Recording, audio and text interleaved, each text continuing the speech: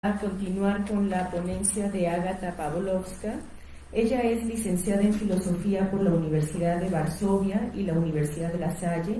Es maestra y doctora en Filosofía por la Universidad Nacional Autónoma de México. Su investigación se enfoca en la filosofía política y social, con un interés particular en la violencia, el conflicto político y la teoría crítica. Ha sido ponente en congresos tanto nacionales como internacionales y cuenta con publicaciones en revistas y libros especializados. Es miembro del Sistema Nacional de Investigadores e Investigadoras. Adelante. Muchas gracias. Hola, buenas tardes. Pues muchas gracias por la invitación. Y titulé mi ponencia Los tres paradigmas de poder y las formas de la resistencia. En general, el enfoque que yo trabajo es más de la teoría crítica, de la primera generación de la teoría crítica. Entonces, como a lo largo de mi intervención voy a matizar o voy a hacer, donde sea posible, a dialogar a Foucault con algunos autores de la teoría crítica. Y para empezar, elegí una escena de una película que en particular me gusta mucho, que se llama Las Memorias del Subdesarrollo,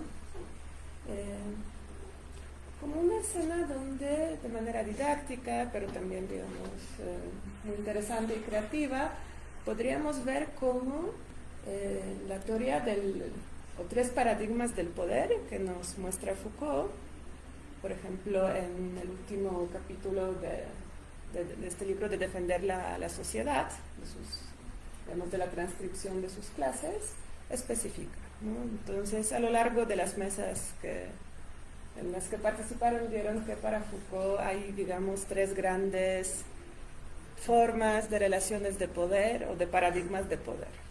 Entonces, el primero es el poder soberano, ¿no? Con el poder, bueno, no sé, tal vez vale la pena repetir, ¿no?, que la definición de Foucault es muy particular, ¿no?, que más bien se trata no del poder como un ente, un ser, sino de las relaciones de poder, que son siempre heterogéneas, vienen de abajo, son como campos de fuerza que se modifican, que fluyen, ¿no? Hay como cierto parecido en la definición de Foucault del poder al fluir del capital. Entonces se concentran, se acumulan en distintas partes, pero digamos si hay como esta idea del poder que omnipresente, digamos, como si fuera una deidad, que a nadie se le escapa. O sea, no hay un afuera del poder.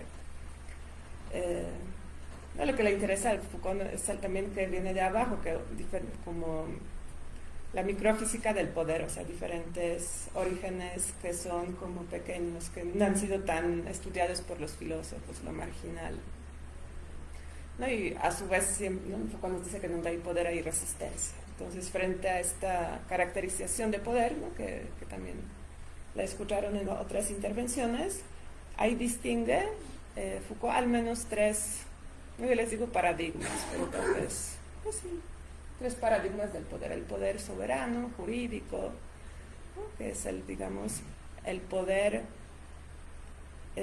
del soberano que hace morir, ¿no? Puede decidir sobre la vida y la muerte de los súbditos. El segundo, digamos, gran paradigma del poder es el poder disciplinario. Aquí tengo, bueno, tal vez después voy a entrar más, ¿no? Es de lo que voy a hablar. Y el tercero es el biopoder, ¿no?, que el biopoder surge como más o menos terminando el siglo XVIII, XIX, seguirá hasta hoy. El poder disciplinario es de a partir del siglo XVII, XVIII. ¿No? Y no es que sean excluyentes, ¿no?, coexisten. Foucault nos dice que el biopoder funciona en otro nivel que el poder disciplinario, pero no es que sean excluyentes. Unos toman predominio en diferentes momentos, en diferentes, digamos, esferas geográficas, pero no se excluyen en sí.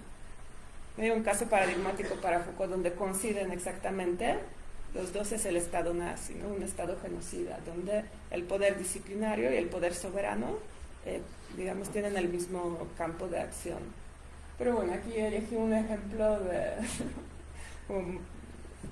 realmente de una mesa redonda, de una conferencia, donde podemos ver estos tres grandes paradigmas del poder presentes, bueno, a mi parecer, Y también algo interesante de que cuando Foucault habla del poder en cuanto a su capacidad, no solamente de reprimir, sino de producir, su capacidad de producir los sujetos, también habla de producción de los saberes. Entonces, a diferentes regímenes del saber corresponde diferente tipo de poder. Entonces hay un poder donde los saberes se crean de manera muy ortodoxa. Habla de la ortodoxia de los saberes antes, digamos, del poder disciplinario, ¿no? Donde hay como un órgano eclesial o religioso que decide qué saber tiene que morir, ¿no? Por ejemplo, con Giordano Bruno.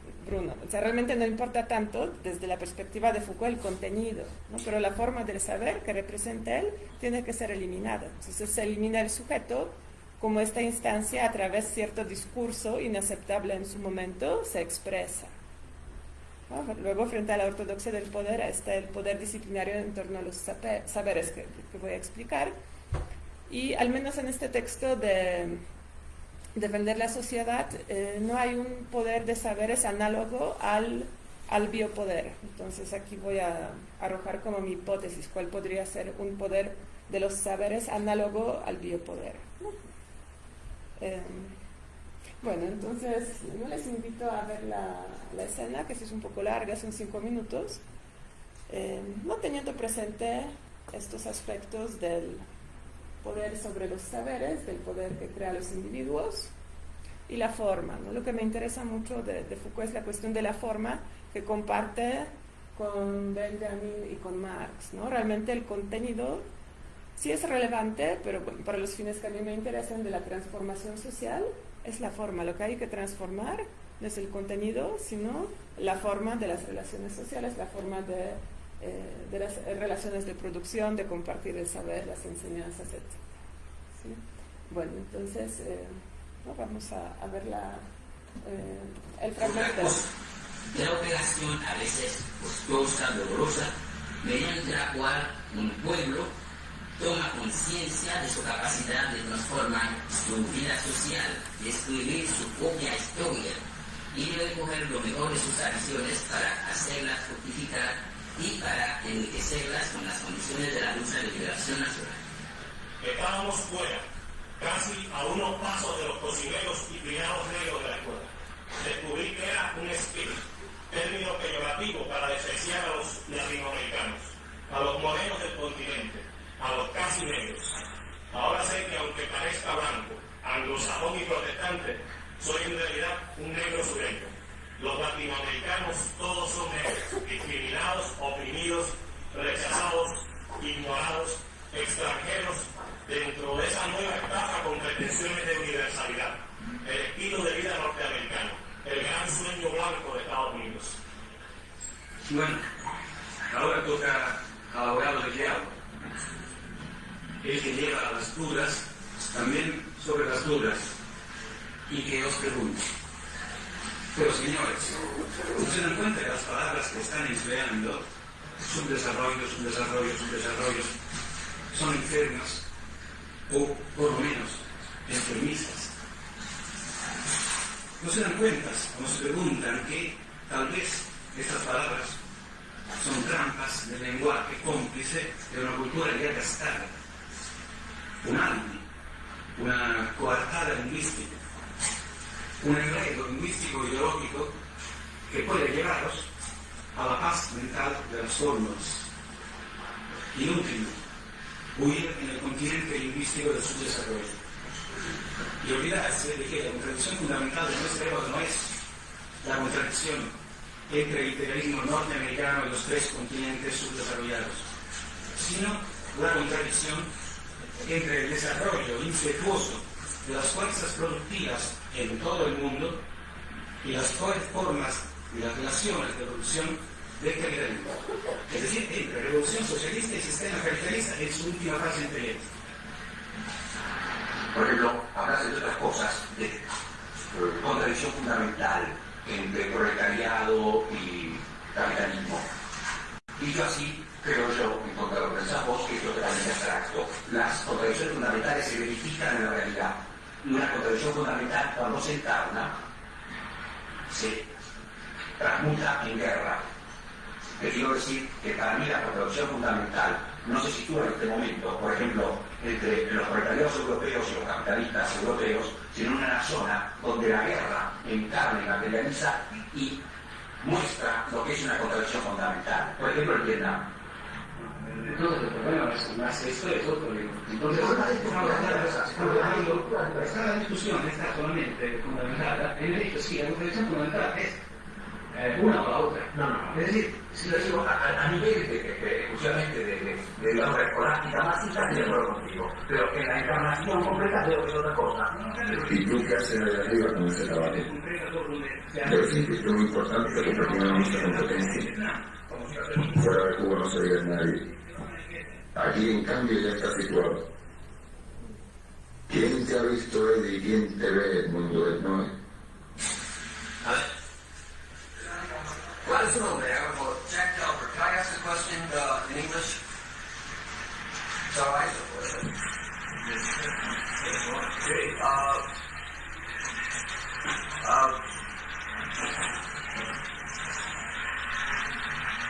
Why is it that if the Cuban Revolution is a total revolution, they have to resort to an archaic form of discussion such as a round table and treat us to an infinite discussion of issues that I'm well informed about, and most of the public here is well informed about, and there could be another more revolutionary way to reach a whole audience like this.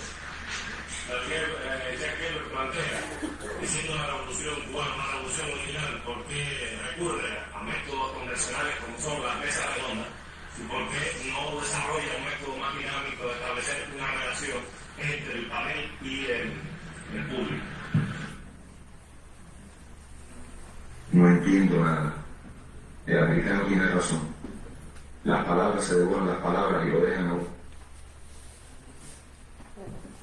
Entonces es una película de Tomás Gutiérrez Alea, ¿no? Que en sí tiene un texto sumamente interesante que se llama, les recomiendo mucho, La dialéctica del espectador, ¿no? Donde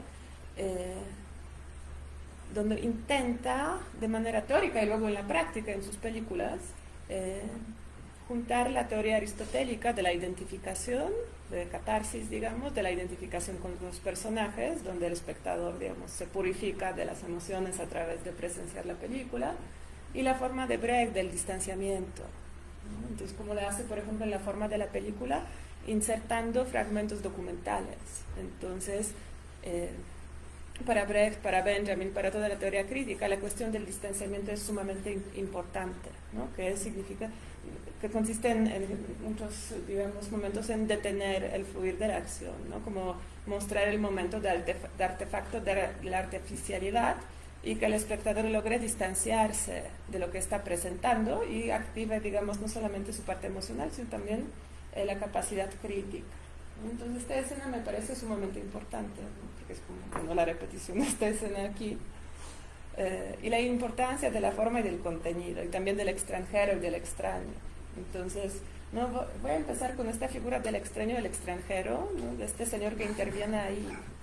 Y tanto desde el punto de Foucault como de Butler es sumamente interesante esta figura del otro, del extraño, del extranjero, que como sujeto, como aplicando las categorías Foucaultianas, no está del todo configurado por el poder, ¿sí? En el acento, en sus diferentes costumbres, en la manera en que se expresa, se ve, muestra la artificialidad de las identidades, ¿no? Como que lo amenazante del extraño puede ser que se ve que es como un ser inacabado, ¿no? Un ser, aquí tengo una cita de... Bueno, hay una cita muy interesante de Simmel donde dice que el extranjero es la cercanía de lo lejano, y es la misma manera en que Benjamin define el aura. Pero el extraño, y es una cita, esta sí es de Butler, el extraño arriesga su deformación como sujeto, ocupando esta posición ontológicamente insegura para plantear otra vez la cuestión, ¿quién será un sujeto aquí? Entonces en la escena se ve que un, digamos, outsider within, alguien que no es meramente turista, pero como la categoría de Arendt de un paria consciente, no está del todo configurado por las relaciones de poder existentes. Entonces, así como Butler interpreta a Foucault, que el sujeto, la sujetización está en una constante, en el proceso, ¿no? Entonces nunca se acaba, entonces hay digamos, este fragmento para una volverse sujeto de otra manera, más emancipada, ¿no? Entonces, en esa escena, él es el extranjero que tiene esta visión crítica que para Foucault es una indocilidad reflexiva, es el arte de la incertidumbre voluntaria, o sea, le dice verdad a la poder. Y a diferencia de Sergio, ¿no?, que es el otro señor que con su voz interna critica al contenido, ¿no?, es como ad hominem a uno de los ponentes, el otro sí critica la forma. Así que aunque estemos en una realidad que se asume como revolucionaria, transformadora, si solo es el contenido, realmente es totalmente irrelevante, ¿no? La dificultad de una verdadera transformación y revolución, tanto en el arte como en la política, es en romper con la forma existente y proponer una nueva forma. No así han sido las revoluciones en el arte, y el problema de la política es que cuando solamente se llena con el nuevo contenido las formas existentes, ¿no?, realmente no es, ahí aplica el dicho que la revolución come a sus propios hijos. Entonces me parece que para Foucault, ¿no?, cuando ve las formas de poder, las formas de resistencia, cuando dice, no, en la universidad no importan tanto los sujetos que hablan, sino que el discurso que expresa a través de los sujetos, entonces hay esta cuestión formal, ¿no?, que no yendo más allá a Foucault, no ya aplicando como las teorías de la teoría crítica, habría que abolir, ¿no?, todas estas formas. Bueno, ¿no? Entonces lo primero que podríamos reflexionar a partir de estas ideas Foucaultianas es la idea del sujeto extraño, extranjero, que tiene, digamos, no, es evidente que es un sujeto inacabado dentro de las formas del poder. Y luego lo que les había mencionado, de las tres formas o paradigmas del poder que son visibles aquí, ¿no? Primero, el poder soberano del ritual, ¿no? Esta forma de la mesa, ¿no?, de que es una forma, digamos, muy tradicional, muy propia, ¿no?, de los tribunales, de los juzgados. Entonces, por más revolucionario que sea el contenido que se diga, así no sirve de nada, ¿no? Yo les puedo decir lo que sea, ¿no? La forma va a ser la que, digamos, va a tener la prioridad, ¿no? Por eso la dificultad de las transformaciones sociales. Porque cuando el contenido, por más revolucionario y radical que sea, se vista de esta forma, me parece que es totalmente impotente, ¿no? No, desde aquí se puede decir lo que sea, porque no importa el contenido, sino el lugar. ¿Quién puede hablar desde aquí?, ¿no? Es la pregunta de Foucault. No tanto qué se dice, pero quién lo dice, de qué lugar lo dice, con qué fines lo dice, ¿no? ¿Por qué estamos aquí? ¿Por qué estoy dando esta ponencia? No es tan importante lo que digo. Digamos, es un gran cambio de acercarnos al sujeto y al conocimiento, ¿no?, desde lo formal. Entonces ahí se ve esta cuestión del ritual, que tiene su correspondencia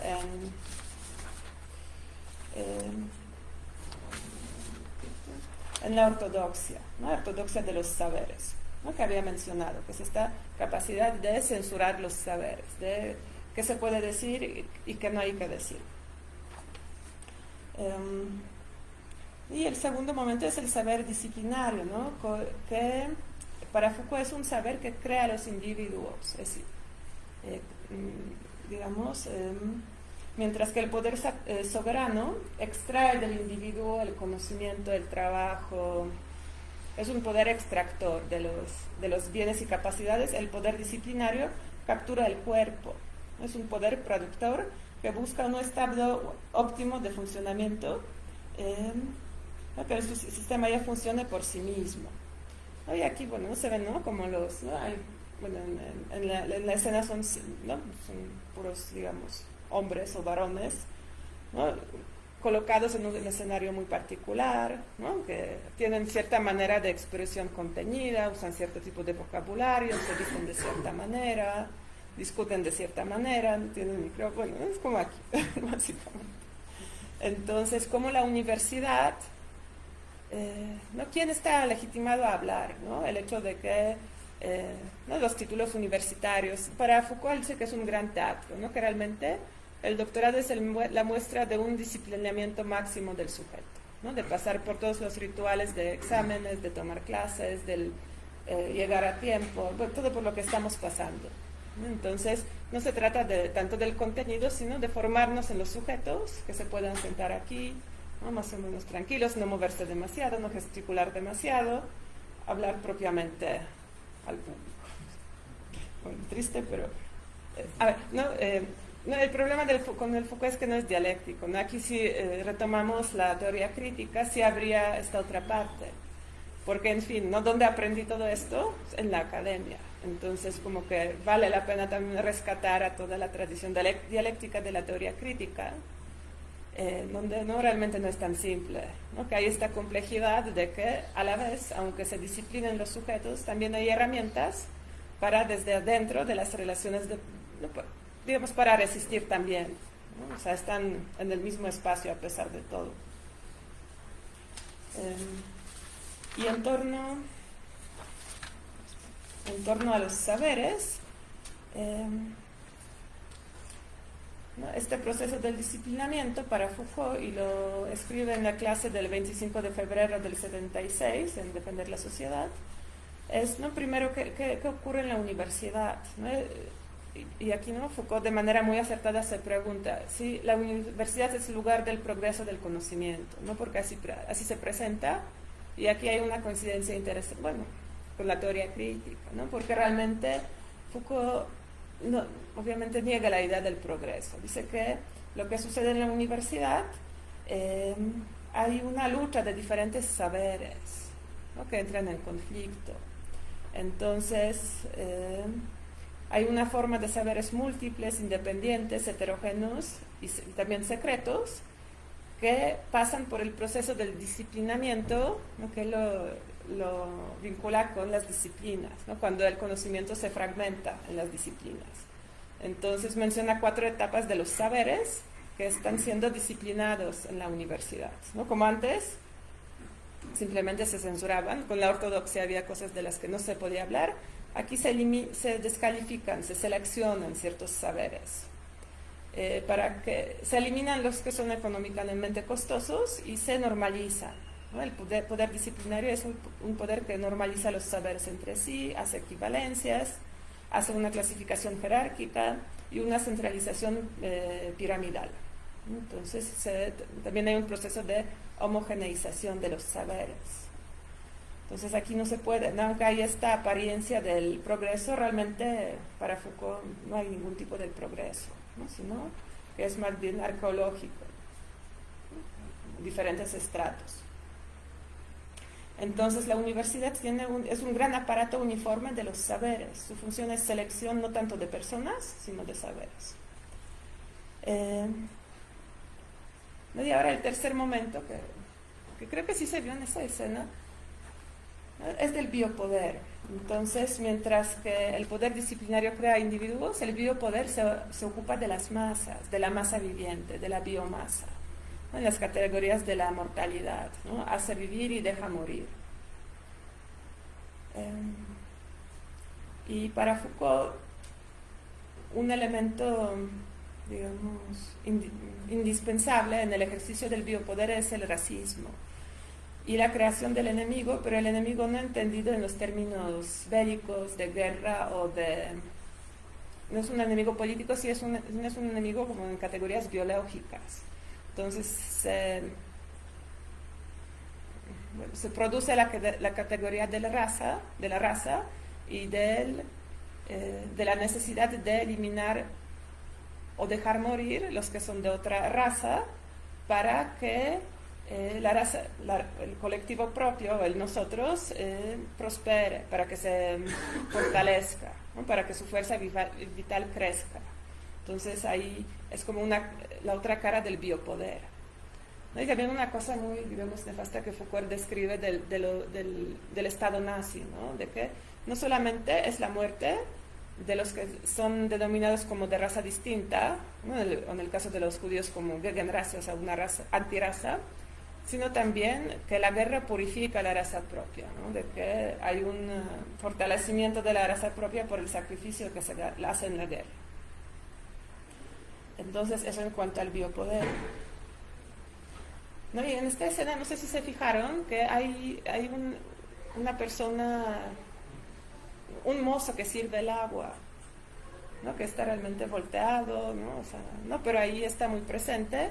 Y luego la imagen, no sé si se dieron cuenta que hay una escena donde hay un close-up en la imagen de Manet de Olimpia, ¿no? Donde hay pues una figura femenina que es una prostituta francesa y su acompañante también negra.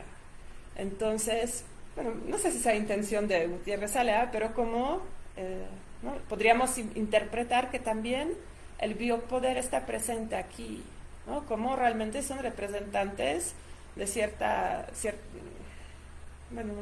de ciertos, digamos, grupos sociales que hablan, que se expresan, mientras que el conocimiento de las razas, bueno, de aquellos que son denominados como de las razas inferiores, está silenciado, ¿no? Como están reducidos al silencio, a trabajos de servicio, ¿no? Y como en la pandemia, ¿no? Como se ha visto que en México, en Estados Unidos, la gente, digamos que, es que me gusta mucho decir raza, pero sí entienden que lo digo en un sentido totalmente, digamos, crítico, ¿no? Como los integrantes de los pueblos indígenas o los latinos y los negros en Estados Unidos tuvieron una mortalidad mucho más alta que los blancos. Entonces, ¿cómo se deja vivir a cierto sector de población? Porque eso de dejar de vivir o dar la muerte no tiene que ser directo, ¿no? Puede ser muy indirecto, de no atender, de mandar a trabajar, etcétera. ¿Sí? Entonces, lo mismo con los saberes. Bueno, no sé, es como a título de hipótesis cómo se podría ver esto del biopoder en cuanto a la producción de los saberes, ¿no? Que por un lado algunos, ¿no?, simplemente se dejan morir, pero me parece que como biopoder quiere, digamos, aumentar la vitalidad de la biomasa. En torno a los saberes sí hay una sobreproducción, ¿no? Hay como una crisis de sobreproducción, ¿no?, que se puede hacer análoga al mercado. Entonces, en esta crisis de sobreproducción de los saberes, no solamente se deja morir algunos saberes, sino que hay una muerte simbólica, que se apropian o saberes divergentes o resistentes se integran a la universidad. Y curiosamente todos estos saberes decoloniales feministas, al posicionarse aquí, se integran en la lógica de la universidad. Entonces se vuelven totalmente inmunes, toman la forma del opresor. Es lo nefasto que dice Foucault del capitalismo. Todos estos saberes que tienen la potencialidad de subvertir el orden existente, al pedir ser integrados a las formas existentes, pierden su vitalidad. En lugar de cambiar la forma, se integran a la forma. Entonces, con que aquí se sienta una mujer o alguien, no importa, ¿no? Porque lo que importa es la forma. Entonces va a hablar otra vez de la misma manera, ¿no? Y lo que nos dice, aquí creo que se queda Foucault, y lo que nos dice Marx y Walter Benjamin es que hay que abolir esta forma, no el contenido, ¿sí? ¿Cuál es, obviamente? ¿No? Primero hay que abolir la forma de la propiedad privada de los medios de producción, ¿no? Porque para ellos es de ahí que esta forma de propiedad y estas relaciones sociales basadas en ella crean cierto tipo de subjetividades. Entonces, bueno, es mi ponencia.